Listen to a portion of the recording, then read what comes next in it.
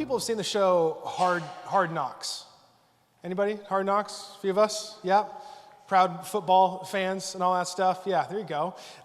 So Hard Knocks I think it's been going on for like 10 years or so.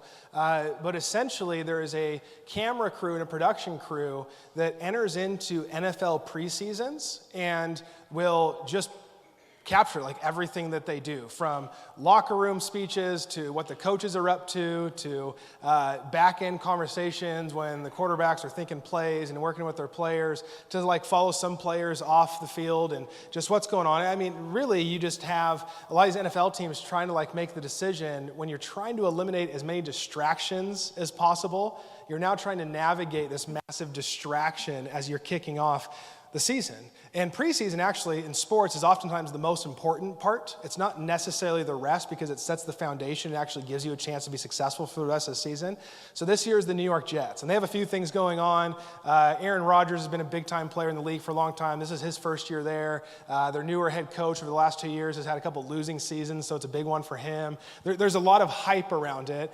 And Aaron Rodgers and the Jets are like, yeah, the NFL forced this upon us. They forced our hand for us to have to invite the Hard Knocks crew into the beginning of our season.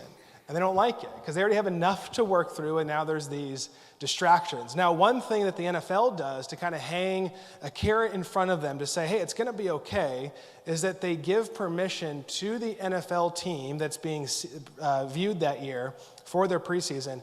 They give them the editing power by the end of it.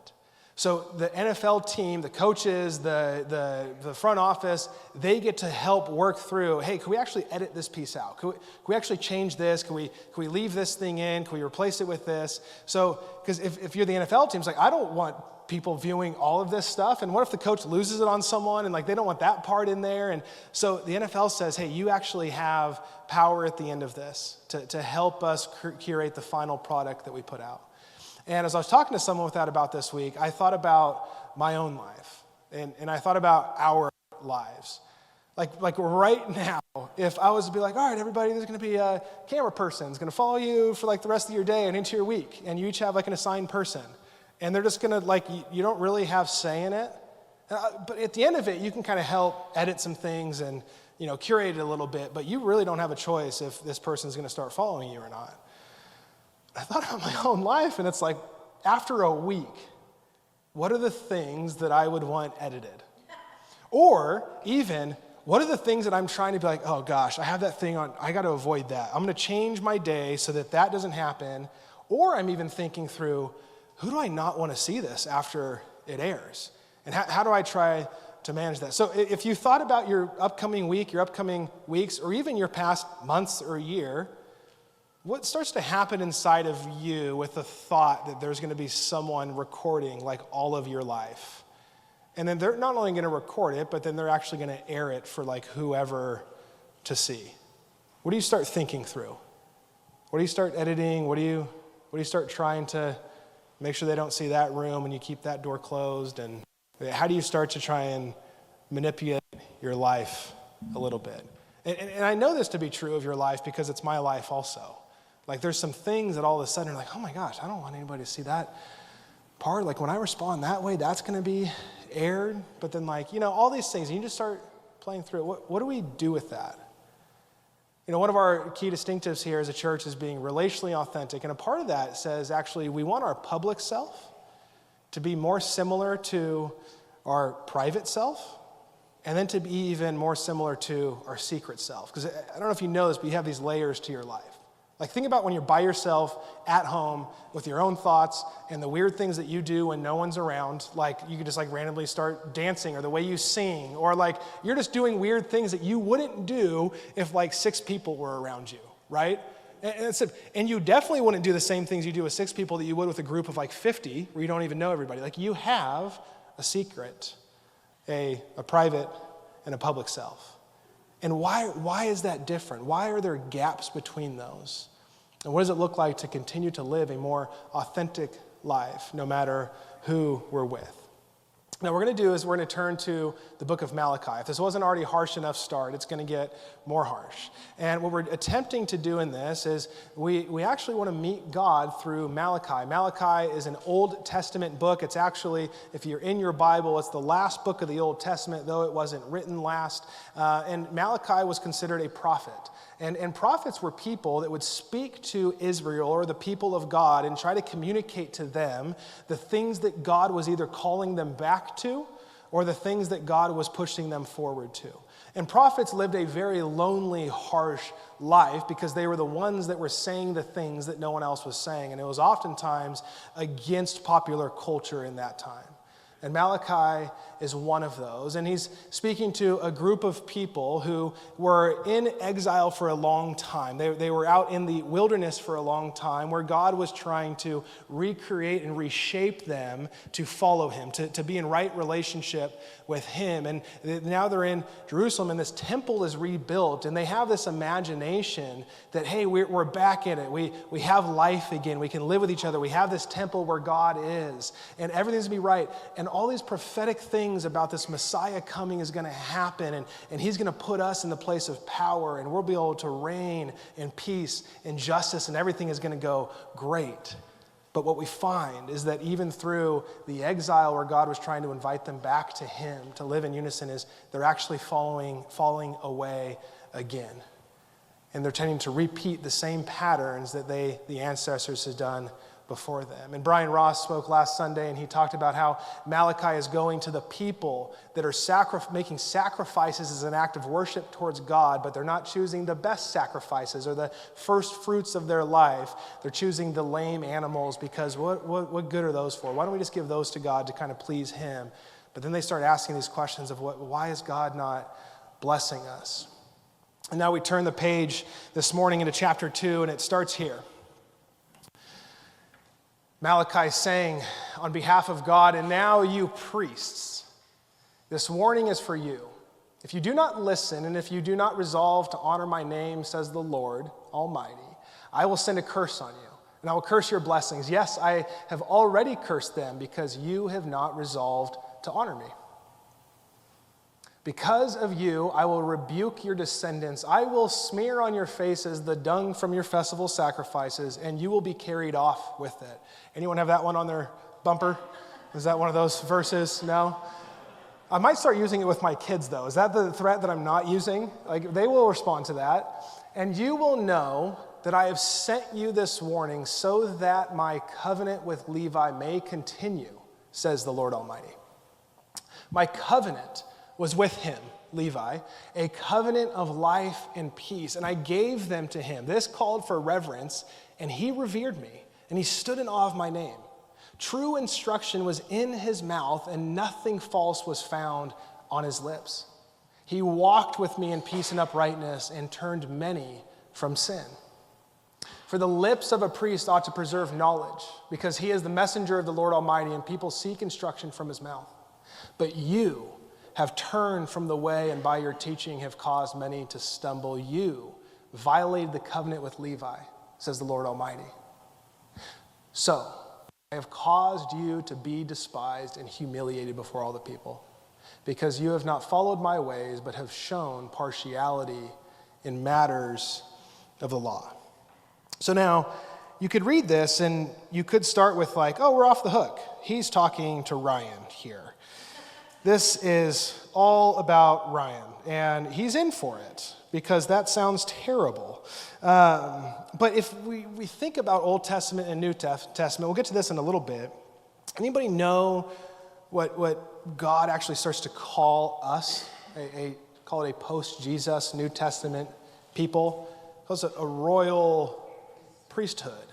It's actually a way of saying that there's not one person to mediate between us and God, but that we can all mediate with God. That Jesus becomes this mediator where we're invited in to be this priesthood. I won't go too much further down that, but just this idea that this doesn't just let us off the hook. But he is speaking specifically to these people, because it was not only just happening with the people that Brian introduced us to last week. Now it's the priests, it's the leaders. And they're starting to do the same thing. They're actually allowing people to bring lame sacrifices. And many would say this partiality idea is that the priests are giving favor to certain people. Oh man, you know what, you've been doing a lot lately, and I need you to keep doing stuff, so yeah, just bring whatever sacrifice. Oh man, you have influence and power in our city, yeah, bring whatever you want. So they start to actually lower the bar for the people. And God is saying, like, look, if you guys keep this up, I'm going to smear dung on your faces. Again, I don't know fully what to do with that, but what I would say is this sounds like something God's not too happy about. And I wonder if that's something worth paying attention to when we just got done singing about God who has a reckless love for us and is going to pursue us and chase us. And as we sing that, we don't often tend to think about a God who is going to make threats like this.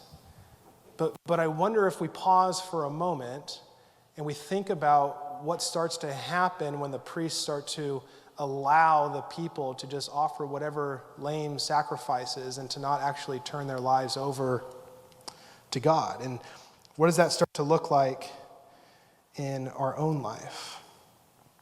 And now for all of us, whether we want to separate from this idea of priests or not, he continues. And he turns to the rest of the people. And he says, do we not all have one Father? Did not one God create us? Why do we profane the covenant of our ancestors by being unfaithful to one another? Judah has been unfaithful, the people of Judah. A detestable thing has been committed in Israel and in Jerusalem. Judah has desecrated the sanctuary the Lord loves by marrying women who worship a foreign god.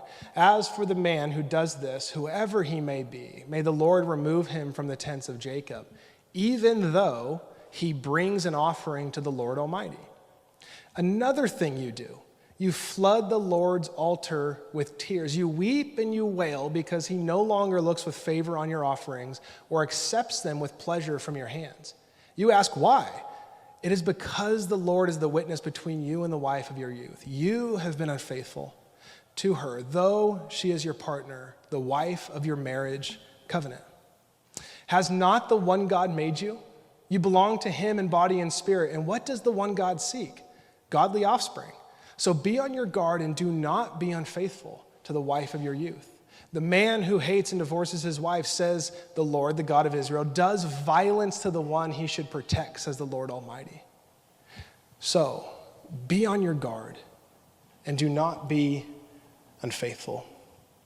In the context here, I think maybe some who have been in church for a period of time, this is an area in which we could look at and try and make sense of divorce and marriage and unfaithfulness and things like that. But if we look at the pattern of what Malachi is doing and who he's talking to, we look at a people at large, we look at the priests, and then we look specifically to husbands who less about divorce are actually doing an injustice to the wives who are at the mercy of these husbands. And for no good reason, they are divorcing them. Which in that day, any woman who's widowed puts them immediately ostracized from a community, would actually become poor very quickly, has no means, has no protection, very quickly becomes extremely vulnerable.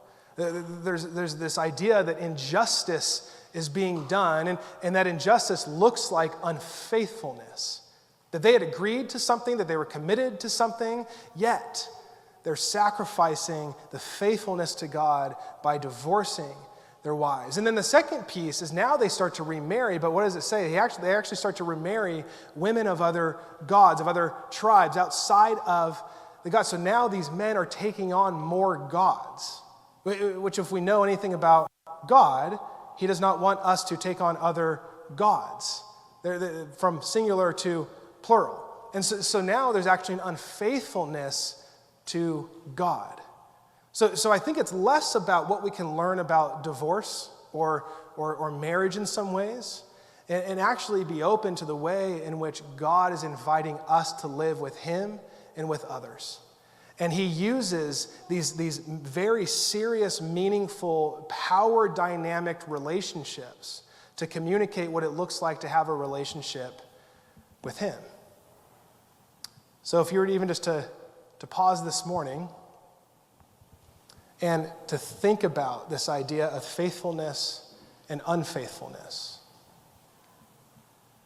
a God who is calling you and I to be in right relationship with him and in right relationship with other people. It seems that he takes very seriously the idea of power and figures in power and how they're responding to who God is and the things that they're upholding. And this could be, just thinking about what's going on in this context, these are people who want things in life. They want a happy life. They want things to be their way. They want to go and divorce and marry and do these things. They want to operate in a way inside the temple with God in a way that they choose and is pleasing to them. It's a group of people that are desiring to curate a life that they see being whole and full and good and right. And they're doing whatever it takes to gain that. And I don't know about you, but I have that same intrinsic motivation. I want to have the things that I think I want to have. I want to do the things that I think are good. I want to try and create a peaceful and a just and a flourishing life. I don't think I'm too separate from these people because I want the same thing too. And in what ways am I willing to start to compromise to create that world and to curate that world? And who am I allowing to determine that? Is it just me? Or is there a God who has created me and is trying to make the world right, and he's created something for us to live into and to follow that actually starts to tell me what's good and what's not, and invites me into a life that asks me to certain things and to sacrifice certain things?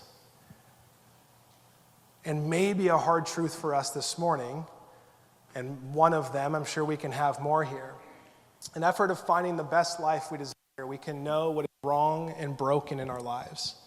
Yet continuing patterns we're invited to discontinue, and neglect behaviors we're invited to accept.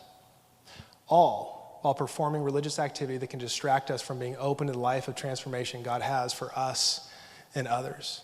See, right now, when we kind of bring that film crew back on our lives, and we just pause for a second and think about someone following us around for a week to film our lives and then to view it to other people, I wonder very quickly what things you would stop doing, and then very quickly what things you would start doing. And for me in my own life, when I thought about that this week, what it indicates is that there's things I know I should stop doing, that I'm invited to stop doing, and there's things I know that I'm invited to pick up and start doing that I'm neglecting, or I'm not doing for any reason, for some reason. And the hard truth is that we have these in our lives, and God is actually saying, hey, I have ways for you to live. I have ways for you to think about your time and your money. I have ways for you to actually think about the way you interact with other people when it comes to forgiveness and reconciliation. I have ways and patterns for you to live by to form you from the inside out into something that's good and beautiful so that you can participate in the good and the beauty that I'm trying to redeem. And what can happen, though, in this thing of Christianity, of religion, of following Jesus, is that very quickly we can try to turn things into morality. And if I show up on a Sunday more, if I raise my hands and worship more, if I give more, if I pray more, man, things will get better because God is supposed to bless me. But he says to the people, you come here and you wail in tears asking why I'm not blessing you, yet you bring poor offerings. You bring the lesser. You know the things that I've called you to do and the things I've called you to stop to do, yet you continue to do them, and yet you're asking me why your life is not going the way you think it is. And that's hard to face. But isn't it these moments of hard truth that actually change us, shape us, form us into something better? When I think about my life, actually there's a number of times where it's been marked by a hard truth, and it's the last thing that I wanted to hear. But someone actually had the courage and the grace and the love to say, hey, Ryan, the way you're going, here's how it's going to end if you don't change. Hey, Ryan, here's what I see in you that I know you don't see in yourself. And man, I guarantee if you tried this on, there's going to be some things that you find in this life that you cannot find any other way. and because it's actually people who love and care enough to say the hard things. And Malachi's coming in and saying, look, guys, we're continuing the patterns of our ancestors. We're doing the same thing over and over and over again, and yet we're expecting something better, and we're now starting to curate and make the decisions of what we think is good and right and best for our lives, rather than submitting and sacrificing to a God who says, I have what's best for your life. I am what's best for your life. So thinking about that camera crew this week, what would you start doing differently knowing that people are watching? And what would you stop doing? What are the things that are in your dating relationships or your marriage that you know for in an instant you would stop or start doing because someone else is watching? What are the ways in which you're interacting with your coworkers or your employer that you would start doing immediately this week or stop doing immediately? Raising your kids, interacting with your neighbors. What's it look like in your family dynamic with in-laws, brothers and sisters and parents? What are the things you would start doing, and what are the things that you would stop doing this week? And what I sense is that, and I'll get to a little bit more in a second, is that there's a God who loves us enough to say, I want you to start doing some things and I want you to stop doing some things. Because like that life with Levi, I've actually set a way for us to live in rightness and have a life of peace. And peace isn't the absence of conflict or challenge, but it's actually something that transcends the harm and the pain that we find in our lives. So one thing I want us to point out, and we're going to watch a short video, we're going to do a reflection, and then we're going to move into a time of communion reflection. Did you notice that there was a pattern from the priests to the husbands, just in this text? It was one word. It started with a C. It was said over and over again. It wasn't a contract, but it was a covenant. So I think this is something to actually unlock the way in which we receive texts like this, and the way in which we receive a God who has things for us and has determined what a good life looks like, whether it's counter to us. So let's lean on our friends here from the Bible Project, and then we'll go from there. If you've been around Christians, you've probably heard of the idea of having a personal relationship with God, which could mean different things in the Bible, like having God as a friend, or your father, or maybe your teacher. But there's one particular way that the Bible talks about this relationship that you find all over. But strangely, we don't talk about it that much, and that's the idea of a partnership with God. A partnership like working alongside someone to accomplish a goal together. Right, and this is actually what you see at the beginning of the Bible. God creates this good world full of all of this potential. And then God appoints these unique creatures, humans, as his partners in bringing more and more goodness out of all that potential. But the humans don't want to partner with God. They rebel and try to create a world on their own terms. And so this broken partnership is the Bible's explanation for why we're stuck in a world of corruption and injustice and the tragedy of death. It's not like there's just one or two humans who have bailed on this relationship. In the story of the Bible, everyone has abandoned the partnership with God. So what God does is select a smaller group of people out of the many, and he makes a new partnership with them called a covenant.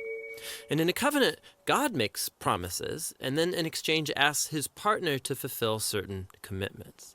And the purpose of all of this is to somehow use this covenant relationship to renew his partnership with everybody else. Now, there are actually 4 times in the Old Testament that we're told God initiates a covenant relationship with Noah, Abraham, the nation of Israel, and King David.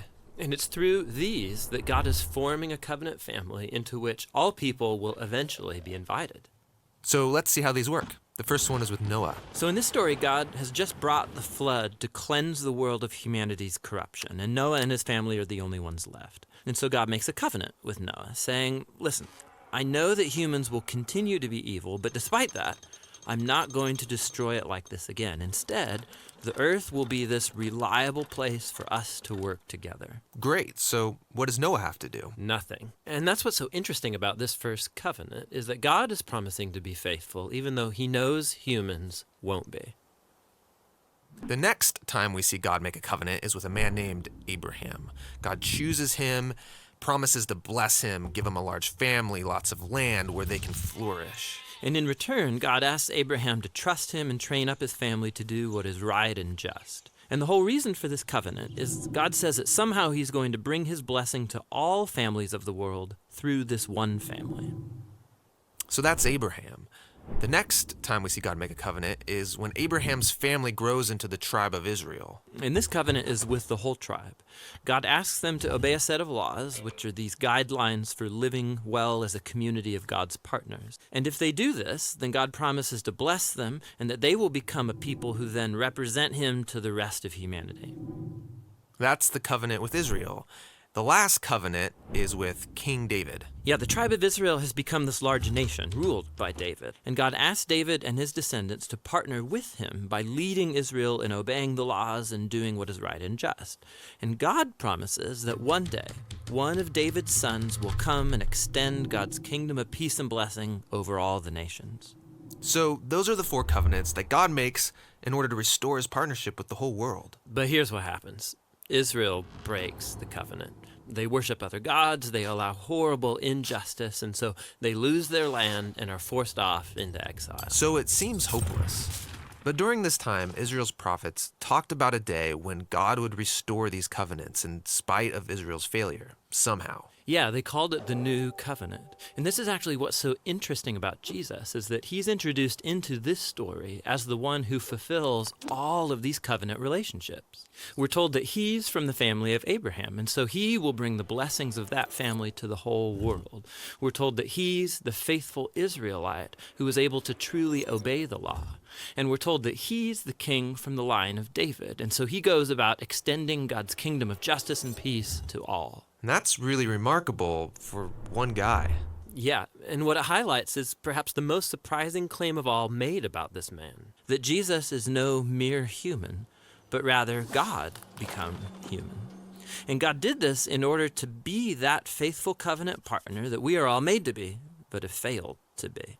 And so through Jesus, God has opened up a way for anyone to be in a renewed partnership with him. So Jesus calls people to follow him and become part of this new covenant family. And despite their failures, Jesus is committed to making them into partners who are becoming more and more faithful.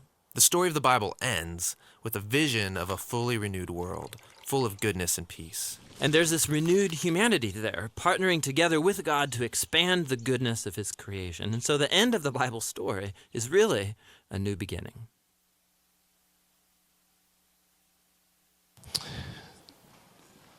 Covenant. When you live days and weeks, and if you've been in the church or if you're visiting or trying to figure out faith, oftentimes we use words for God of Father, of King, of Lord. How many times do you think about him as partner? I know I lose sight of this very, very quick, but there's a God who is restoring humanity. There's a God who's restoring the world as he intended it to be, and for some reason, he has chosen you and I to be a part of that restoration. He has invited us to partner with him in making things new. Who does that? What all good person goes to those that are broken and says, hey, why don't you come and actually help me with this? There's a God that will go far enough to sacrifice his son to say that I'm inviting you into a life that you can't even imagine, to be a part in creating things new, to be an agent that is reconciling things. This is actually a part of the restoration of people's lives, of neighborhoods, of communities. That there's something going on inside of us that can point to a God that is good and is loving and is right, and that we can trust and be open to. See, if we lose the sight of partnership, then I think what happens is we feel like God is just trying to get us to do things that he wants us to do, yet it counters the things that we most desire inside and that we see being right, and it becomes harder to actually give up those things of the world that we're trying to create rather than submit to the world that he has for us. Can we be a people that's open, that there's a God that is wanting to partner with us to do and be a part of things that we can't even imagine ourselves? So I'm going to invite the worship team up. And I just have one question for you just to reflect on here for a second. God could rule the world all by himself. But what he desires to share his rule and partner with humanity. What does this tell us about his character? What does this tell us about God when he's pursuing us in a covenant to invite us into a story of healing and love and peace and justice and reconciliation? What does this say about God's character? And I think this is an important question. You're going to have a moment to reflect here in a second. Because what we look at someone's character is going to determine how we actually start to live our lives out, the things that we value. It's God's character that starts to shape our character. It's God's character that starts to determine the things that we're open to or closed off to. And if his character is somebody who wants to partner with us, to invite us into a larger narrative, to heal and to redeem and to reconcile, may we be open to our character turning into healer, reconciler, forgiver, the pourer out of mercy, to enter into justice, to walk humbly, to love kindness. So what I want to do is I just want to invite you, if you're comfortable, you can go ahead and close your eyes. But I just have a few things for us just to prayerfully reflect on.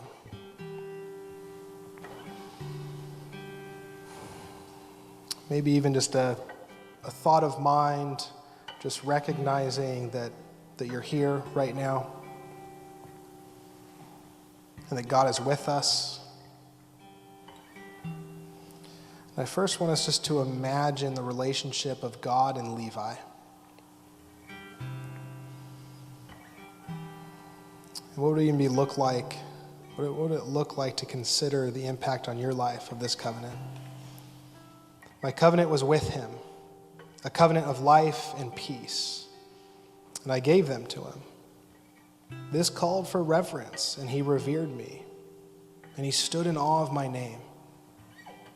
True instruction was in his mouth, and nothing false was found on his lips. He walked with me in peace and uprightness, and he turned away from sin.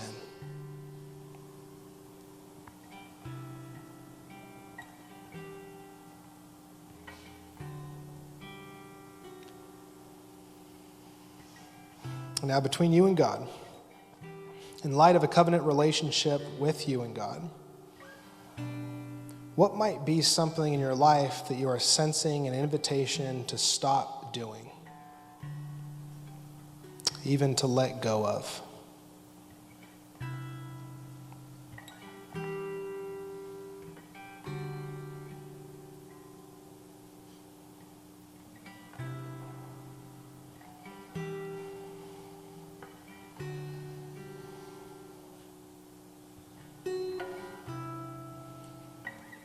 And separately or in unison with that, what might be something in your life that you sense is missing? Something to begin doing, to press in, even to take hold of.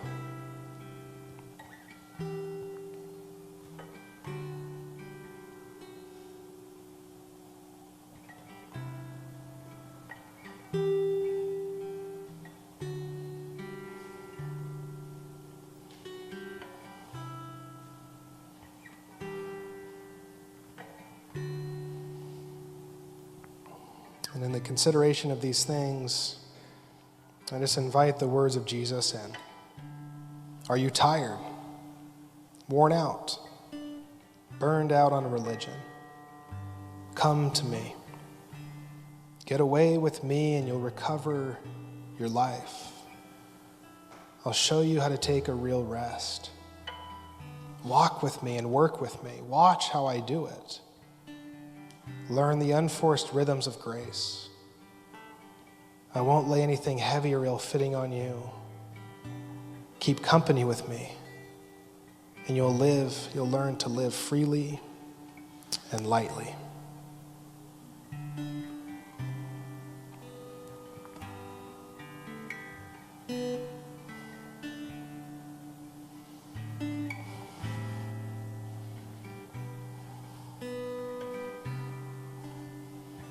Why don't we stand together if you're able?